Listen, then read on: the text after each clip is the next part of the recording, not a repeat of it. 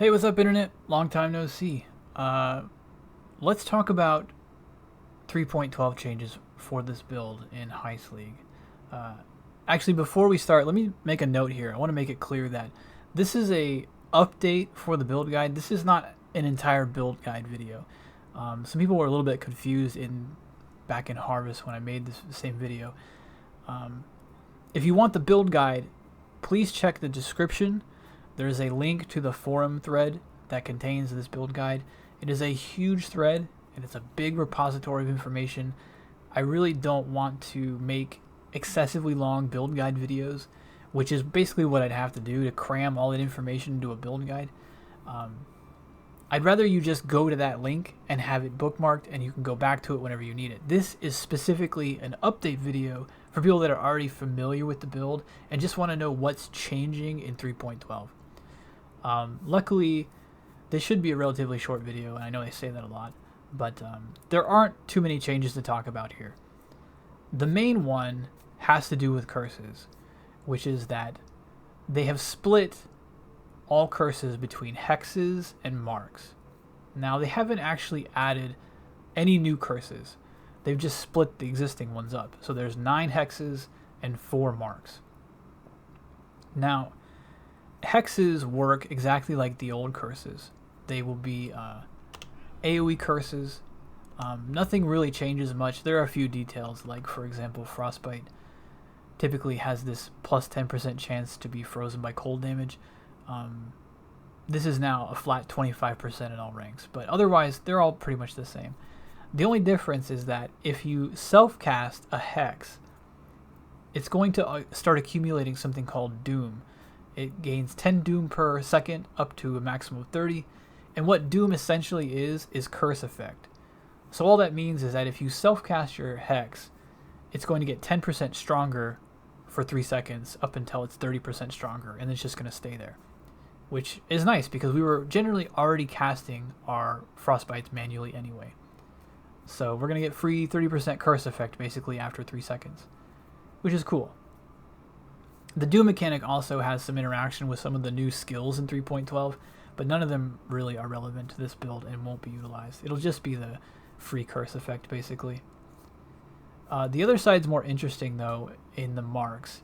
So 4 of the previous curses have become marks. Assassin's Mark, Warlord's Mark, Poacher's Mark, and a new Sniper's Mark, which is actually the old projectile weakness turned into a new mark. Now, the way marks work is that unlike hexes, they are not going to accumulate Doom or anything, even if you self-cast them. And you can only put a mark on one target. Even if you have a bunch of plus maximum curses, it doesn't matter. You can only have one mark on one target at any given time. The difference, the main difference, is that there is no way to resist the effects of a mark. So normally, if you think about a map boss, they have 33% curse resistance, which means that your curses are 1/3 less effective against them than a normal enemy. And anything that's a guardian or higher, so like Chimera or one of the Conquerors or Cirrus or Shaper, all of them had 66% curse resistance. So your curses were only 1/3 as effective, right? It's a big loss. Marks don't suffer this weakness. There is absolutely nothing you can do to mitigate a mark. Even if the enemy's hexproof, doesn't matter. Like, marks are just full effect all the time, which makes them incredibly powerful against those big bosses. So the one we're going to be concerned about is Sniper's Mark, which is the old projectile weakness. Now the base effect here is the same. It's still going to be enemies take increased damage from projectile hits. The maximum is going to go down, right? As you can see, this is a 2020 that does 54%. A 2020 in 3.12 for Sniper's Mark is 40% increased damage. But again, normally, if you were fighting Cirrus, that 54 would have become 17%, right? Against Cyrus in 3.12, Sniper's Mark is going to do the full 40. And because this is a debuff, it's basically 40% more damage, or a big gain there of over 20%. This is obviously, it also interacts with stuff like Unnerv, which is also like 10% increased damage taken from spell hits and things like that. but it's still way more powerful than projectile weakness ever used to be. Now, one of the other things that's changed in curses is that curse on hit support. That got renamed to like Hex Touch or something like that. But the main change for that support is that it no longer supports mark skills. So it'll only take hexes, which means we can't actually automate Sniper's Mark at all. More importantly, the rare rings like Shaper rings that might do like Assassin's Mark on hit, those still exist, but there is no ring that has Sniper's Mark on hit. Just like there was never a ring that had projectile weakness on hit. There's literally nothing you can do except self-cast Sniper's Mark. So what does this mean for us? We're still going to be starting with Frostbite here in our main 4-link for our curses with Arcane Surge and Spell Cascade. But we have this floating socket here. I usually put this portal gem here. It can kind of be whatever you want. This is actually where I would wind up putting, you know, if this was my new Sniper's Mark, it'd probably go here, and my Frostbite would come back at it here. The reason for that is that I don't really care if Sniper's Mark gets attached to Increased Duration. Increased Duration is really only here for Arcane Surge, to make my Arcane Surge last longer. And I still want Frostbite for my general mapping, because this is what I use, you know, to refresh Arcane Surge. So I'm generally mapping and I'm tossing out Frostbites every once in a while. It doesn't really make sense to do that with Sniper's Mark because, like I said, it only applies to one target. So while you're mapping and stuff, it doesn't make a lot of sense to try and use Sniper's Mark to trigger Arcane Surge. You could. Nothing technically wrong with that, but it's kind of pointless. It also has a much lower mana cost, and so you have to back your Arcane Surge rank up even further to account for how much lower the mana cost is. So my general thinking would be from all the way up to like yellow maps, I would probably just be sticking to Frostbite most of the time. But somewhere around there, your single target damage is going to feel like it's starting to plateau a little bit, especially at League Start with, you know, you're going to have kind of bad gear.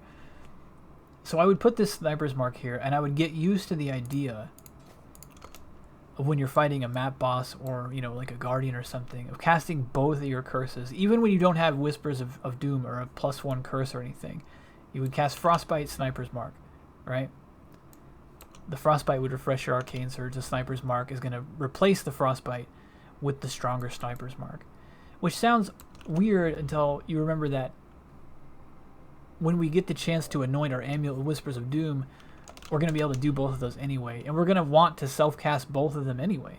So it kind of gets you used to the feeling of how long it's going to take you to put both your curses up while you're fighting a boss. And then getting back to dropping your totems and stuff. While you're mapping, you're still just going to use Frostbite to refresh your Arcane Surge and keep going. And save your Sniper's Mark for the bosses. You could, if you wanted to, move your Sniper's Mark into the same link as your Frostbite.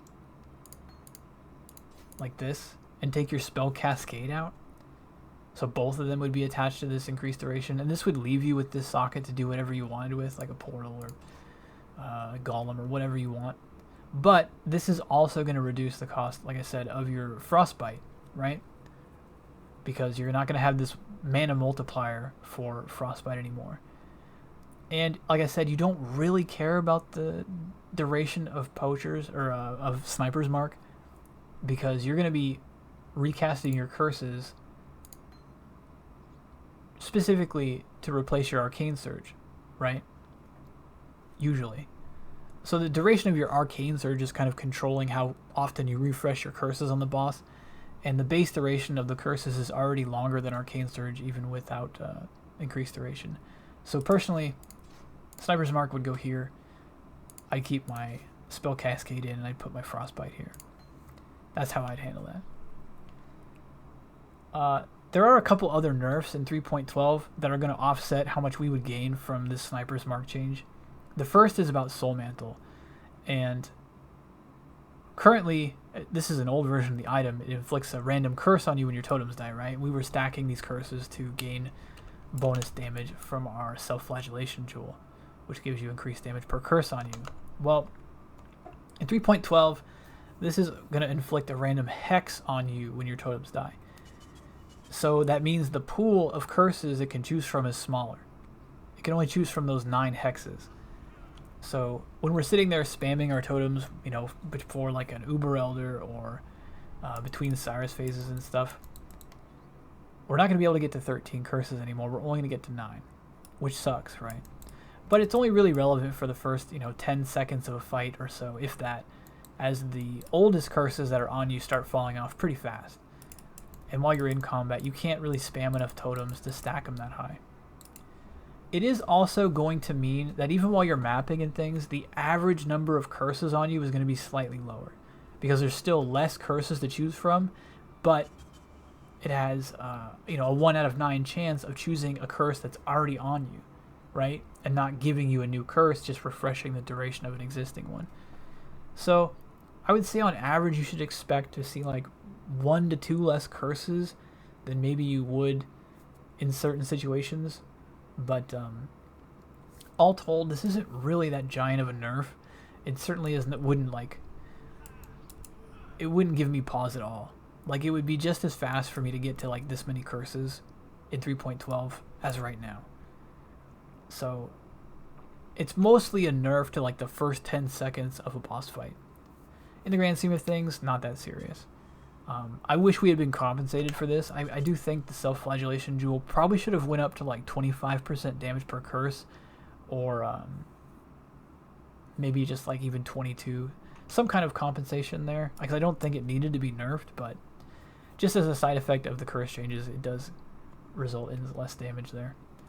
The other nerf for this build would be the Vengeful Commander notable.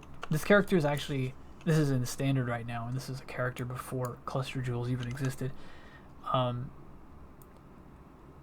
Vengeful Commander node went from 30% increased effect of hatred to 20%. This is actually not a very serious nerf. It's on my Delirium character. When I checked, it was worth about like a 1.5% damage loss on him, and he was doing like around 2.5 million per totem. So not a big deal in the grand scheme of things. It's definitely not enough that you would replace Vengeful Commander with a different notable on that cold cluster. It's still going to be Blanketed Stow number 1, Vengeful Commander number 2, and there's really nothing close on a cold cluster. So there's nothing to do about it. It's just like a small damage loss. When it counts against big bosses, I think we're going to make up for it in the fact just that Sniper's Mark is that powerful compared to the current curses we have. But yeah, otherwise, that's really the only relevant changes to this build. I guess the other thing you could say is that with the Glancing Blows nerf, if you were running any kind of variant of this build that included Glancing Blows, I don't know how good of an idea that's really going to be anymore. Glancing Blows was changed so that instead of taking 50% damage from locked hits, you take 65, which actually means you take more average damage in exchange for still slightly having less peaks and valleys in your damage intake.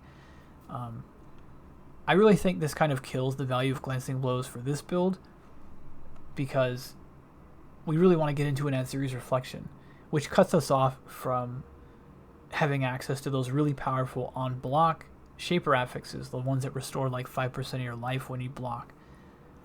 Glancing Blows is still strong for those kind of setups. When you have triggers that occur when you block, like a Necromancer or anybody that's got a Shaper shield, it's worth way more to increase your block chance, even if it's going to result in you taking slightly more average damage over time. We don't really enjoy that, so previously when it was just 50%, you were damage neutral. You were taking the same average damage, but you were sort of reducing the amount of maximum peak and valley moments, trying to reduce the amount of one-shots you take, basically. Since it's increasing the average damage and we're already kind of vulnerable to physical damage, I don't recommend it anymore, and I've actually pulled it out of the guide. Otherwise, the build is basically exactly as it was in 3.11 and 3.10, which is to say a very, very good league starter and a very good way to open a league. As for me, I actually won't be league starting totems for the first time in a very long time. I definitely got a little bit burnt out, I think, at the end of Delirium, and I felt it when I went into Harvest, which is basically why I didn't wind up playing Harvest all that much. Even though I really liked Harvest, and I wish that I had been more interested in the game at that time. But I wasn't, and I don't want to find myself back in that space again so quickly. So for this league, I'm probably going to be league starting with like a Shattering Steel Gladiator. I really want to try something well out of my wheelhouse, and something where I don't know a lot of the answers to the build and I've got to figure stuff out again. I'm looking forward to that, actually. I feel like I'm a little bit too familiar with Freezing Pulse Totems at the moment, and I don't want to feel that feeling of burnout again so soon. I will, however, still be streaming at League Start. You can find me over at twitch.tv/WallachTV. I just won't be playing Totems. But you are still welcome to stop by and ask me questions about Freezing Pulse Totems, or ask for like a gear check or something. More than happy to do that. Otherwise, you can leave your questions here in the comments or in the forum thread. I'll be watching the forum thread for a while still. There's some changes I want to make to the guide yet about like the alternate quality gems. I could just touch on that really quick and just say, don't use alternate quality Freezing Pulse. They're not for this build. You have to make a really weird and frankly what appears to me kind of pointless build to use those, at least for Freezing Pulse. But there are going to be some opportunities to get sort of minor upgrades in alternate qualities of our utility gems, right? For like Arcane Surge or any of these gems, really. Increased Duration, Frost Bomb, any of our auras. They all have interesting alternate qualities that I'll probably try to add to the guide sometime in the first week. They're not major upgrades, and it sounds like the alternate quality gems are kind of hard to get from the sound of things. But we'll see. Anyway, I'm going to wrap this video up. I will see you guys tomorrow for Heist. And if you have any questions, like I said, leave them in the comments. You can leave them in the forum thread. And I will see you guys tomorrow. Peace.